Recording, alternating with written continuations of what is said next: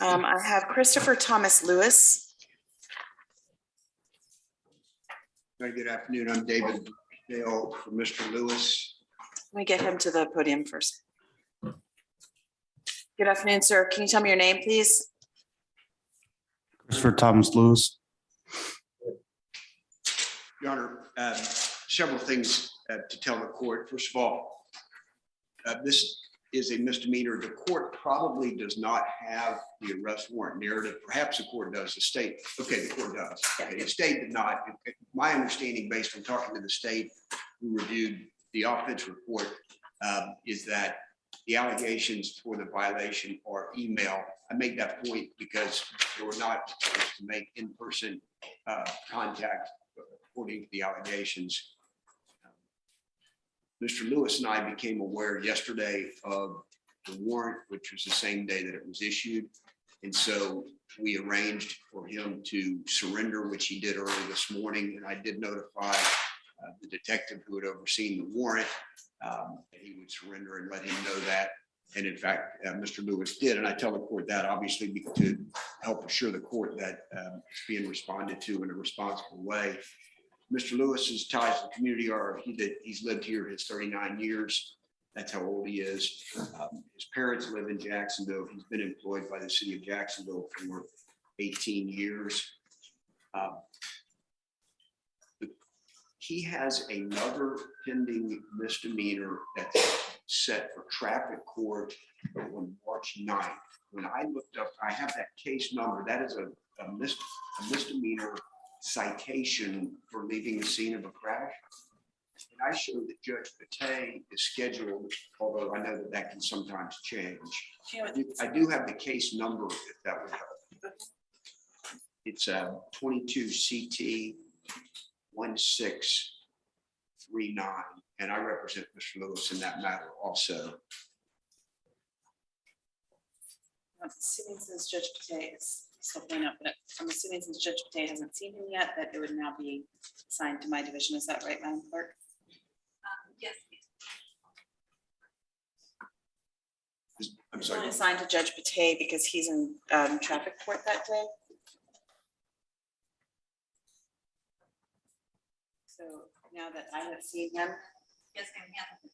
yeah, since I've seen him, it goes to my division, both that case and this one. I wasn't sure which way it went. Okay. It's whoever sees you first. All right. Yes, Your Honor. So I don't have the same access, of course, that the state does. I did run an FCIC, and which reflects no prior criminal history, but that's all I have access to, and that's just what I can run through my office. Based on his ties to the community, based on the fact that the allegations are email contact, and based on the fact that he self-surrendered, I would ask the court to consider releasing him on his recognizance.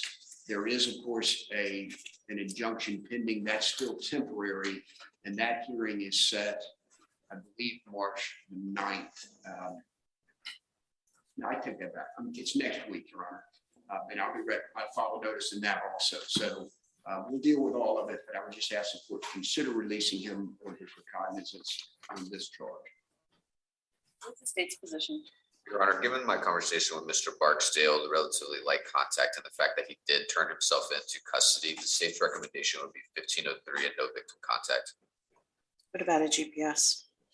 I don't think it's necessary in this case, Your Honor, but I would defer to the court on that. Mr. Barksdale. Is the court asking? Yes. The defense position, and I apologize, every once in a while I have a hard time hearing. That's okay. I spoke softly.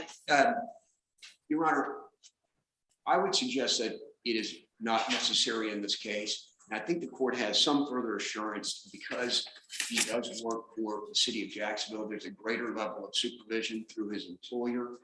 And the fact that he does have counsel and responded immediately by surrendering, I think can give the court assurance that there would not be contact and not a need for a GPS. Can I see the two-view sidebar for a moment? Yes, yes, ma'am. I think this side.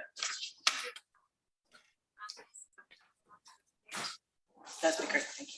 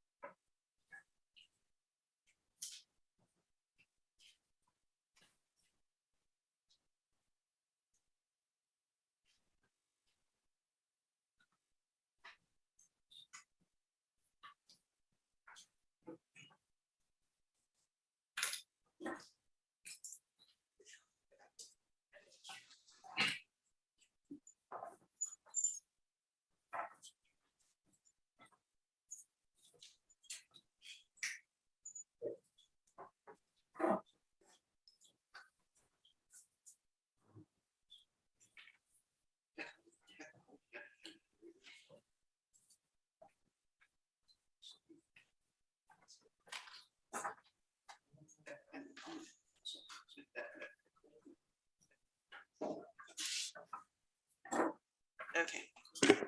We can go on the record. So at this time, I'm gonna set the bond at $1,503. So in this case, Judge Flower actually reviewed the affidavit, determined there was probable cause to issue the warrant. His bond has been set at, bond to be set at first appearance, GPS or ankle monitor, no alcohol, no drugs, no contact with the victim, no contact with witnesses or co-defendants, no firearms or weapons. That's what the bond is on the warrant. So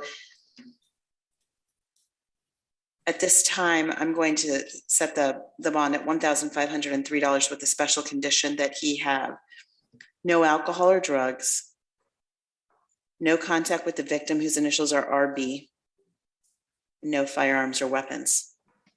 Does that impact his ability? Well, he's got the injunction, so he wouldn't be allowed to. In fact, that's already been taken care of. Okay.